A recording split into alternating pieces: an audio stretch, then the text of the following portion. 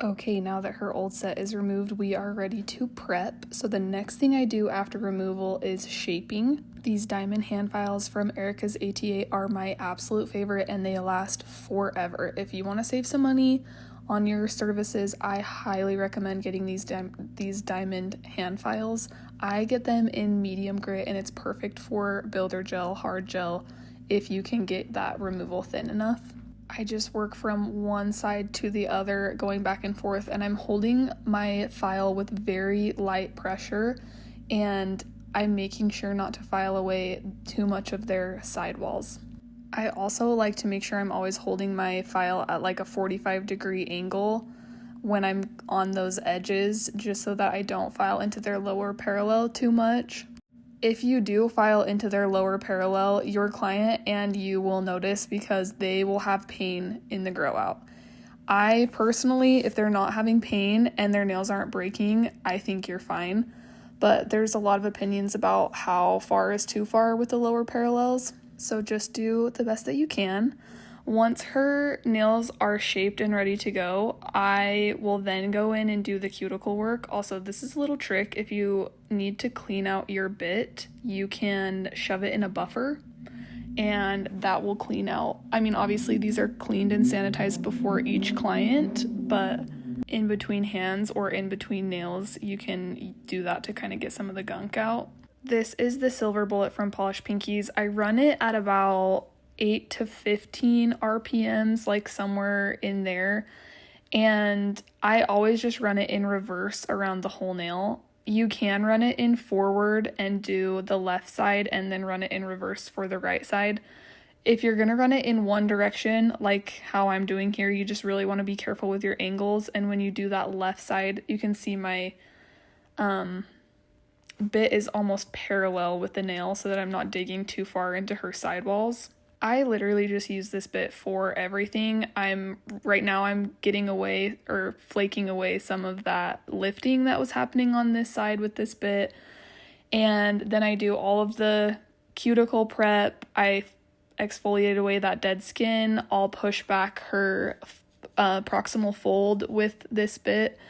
It just is really like saved me so much time. I only use this for pretty much everything when it comes to prep, and it is the best. My goal here is to just basically make sure nothing white, like dead skin, anything like that, is left on the nail plate itself. So I'm just kind of exfoliating, prepping these nails for product. You can tell she broke this nail, and I'm just going to treat it the same up until basically application.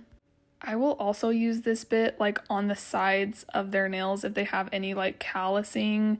I'm just trying to give my client the most comfortable, seamless application, and getting away as much of that dead skin as possible is part of that. Once I have filed away pretty much all that I can file, I am going to go in with my nippers. You really want to be careful with this part though, and you never want to use a diamond bit after you nip. So make sure you're ready to nip and put the diamond bits away and try not to get them back out after you've nipped. It's really easy to break through skin if you try to exfoliate more after you've already nipped away. So just be careful with that. These nippers are brand new, and I'm not gonna lie, I'm low-key a little bit struggling with them. I kept like the other side of the nippers kept nipping like teeny little layers of her skin, and I kept having to go back and nip those off. How many times did I just say nip? But you know what I mean. I have been using dull nippers for way too long, and these ones are so sharp, and it was just like throwing me off.